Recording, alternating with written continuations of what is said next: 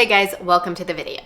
This video is part 2 in our series on budgeting, where we are going to go all the way from figuring out net income and expenses to paying off debt and building your savings accounts. It is so freeing when you can be the master of your money instead of it always feeling like your money is dictating what you can and can't do. So in this series, I am going to show you the full process that my husband and I went through when we wanted to set ourselves up for financial independence. If you are ready to completely figure out your budget, I have a free budgeting checklist that I will link in the description down below.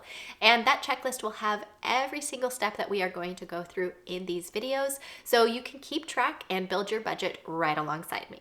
If you're new around here, I'm Kassy, and I like to help moms get 7 extra hours in their week through decluttering, routines, meal planning, and budgeting. So if that sounds like something you would be into, hit subscribe down below and ring the bell next to it so you will be notified when the next video and when the next part in this series comes out. So I will be using the Money Mastery Workbook again in this video, and that is linked in the description if you would like to check that out. But like I told you in the last video, a regular old notebook will work just as well.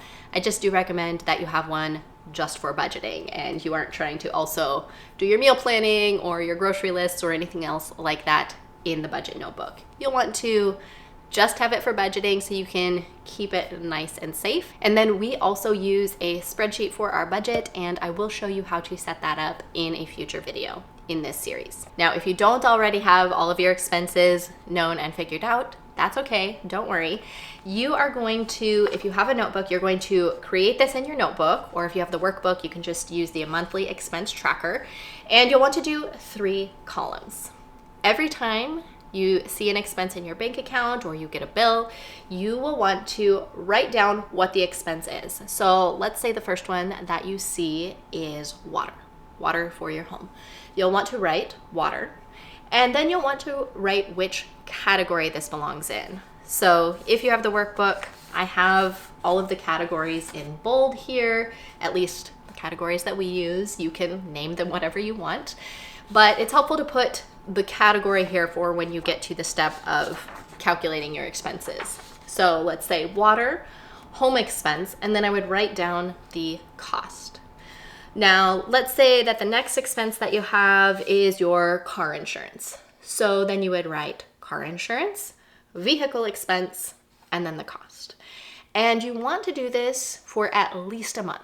But I would actually recommend doing it for 2 months if this is the first time you've tracked your expenses, because for us, when we first bought the house, some of our expenses were bi-monthly, and we wouldn't see anything for garbage 1 month, and then the next month we would be billed for 2 months. So you want to make sure you catch any of those expenses that may be bi-monthly and you aren't missing anything when you go to write in your budget.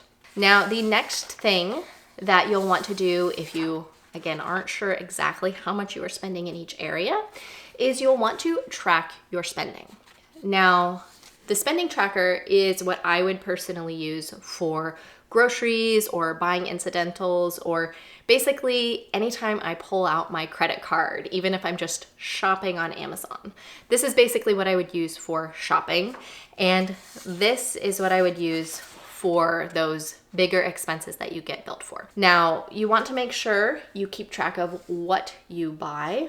If it's groceries, you don't have to list everything out, just write groceries and then the money spent. And doing this over the course of a month or 2 will help you figure out what your grocery budget is.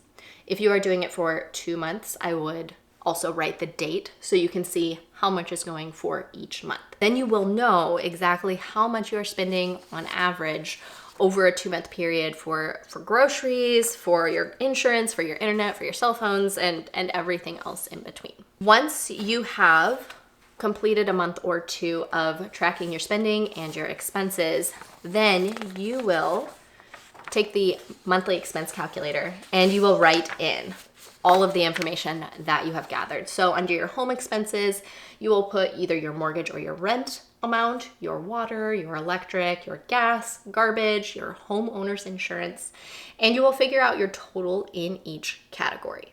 Then once you know your total in each category, you'll want to either have another page in your notebook, or if you're using the workbook, you can use this page here, your total monthly expenses. And you'll take the total from each category and figure out what all of your monthly expenses are. Now, in the next video, I am going to show you how to determine your fixed versus your flexible expenses, and then how to take those flexible expenses and decrease them. So be sure to subscribe down below if you would like to catch that video. And I would love to hear from you guys in the comments down below. Would it be helpful to do a 1 or 2 week budgeting bootcamp so you can brainstorm together, get some help figuring out all these things, and kind of have tasks to keep you motivated to figuring out your budget? Let me know in the comments. Does that sound like fun? Does that sound helpful? Or does that sound like a terrible idea and I shouldn't do that? I'd love to hear from you guys. As always, I'm Kassy with makingtimeforgiggles.com, and I would love to help you get 7 extra hours in your week. Please like this video if it was helpful, and I will see you on the next one.